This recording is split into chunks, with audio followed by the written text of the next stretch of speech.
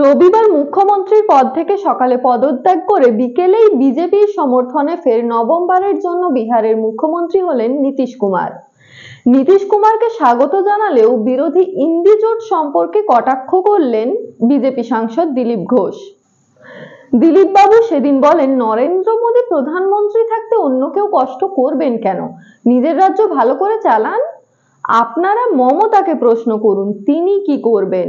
আগামী দিনে তৃণমূল কংগ্রেসের অবস্থা সিপিএম এর থেকেও খারাপ হবে। বাংলা ছাড়া হবেন তৃণমূল নেতারা বলে কটাক্ষ করেন দিলীপ ঘোষ। দেখুন। সেটা দিদিকে জিজ্ঞেস করুন কেন চলে যাচ্ছে ওনাকে ছেড়ে কবে সবাই। উনি কংগ্রেসের সঙ্গে অ্যালায়েন্স করবেন, কংগ্রেসকে ঢুকতে দেবেন না, মিছিল করতে দেবেন, রাহুল গান্ধীকে আটকাবেন। আর কে নেতা সবাই প্রধানমন্ত্রী হতে চাইছেন? আরে মোদি থাকতে তোমাদের চান্স কোথায়? মোদি যতদিন আছেন তোমরা কেন কষ্ট করছো? নিজের রাজ্য সামলাও, লোককে সেবা দাও, সেটা করতে পারছেন না। আর এমন এরা কেউ কারোর সঙ্গে পটে না। আর দ্বিতীয় কথা হচ্ছে যে সবাই বুঝে গেছে মোদির বিরুদ্ধে গেলে বাঁচার কোনো রাস্তা নেই, অতএব মোদির সঙ্গেই থাকো। আচ্ছা, ইন্ডিয়া জোটের ক্ষেত্রে এটাকে বড় ধাক্কা মনে হয়? জোটই হয়নি, তার ধাক্কাটা মারবে কোথায়?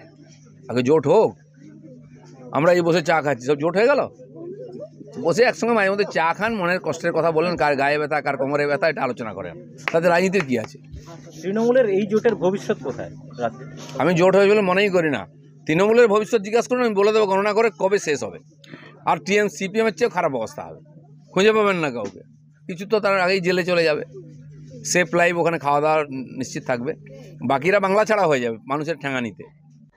যতদিন মোদী প্রধানমন্ত্রী আছেন ততদিন বিরোধীদের প্রধানমন্ত্রী হতে চাওয়ার কষ্ট না করার কথা বললেন মেদিনীপুর লোকসভার সাংসদ দিলীপ ঘোষ। লোকসভা ভোটের আগে জোর কদমে প্রচার চালাচ্ছেন মেদিনীপুরের সাংসদ দিলীপ ঘোষ।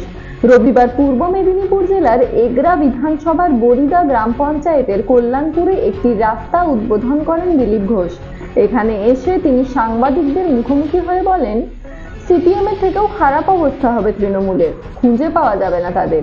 কিছু আগেই জেলে যাবে, সেখানে খাওয়া দাওয়ার ব্যবস্থা থাকবে, আর বাকিদের মানুষ ঝাঁটা মেরেই বিদায় করবে। পূর্ব মেদিনীপুর থেকে সৌমাল্য ব্যানার্জির রিপোর্ট, এভিএন বাংলা।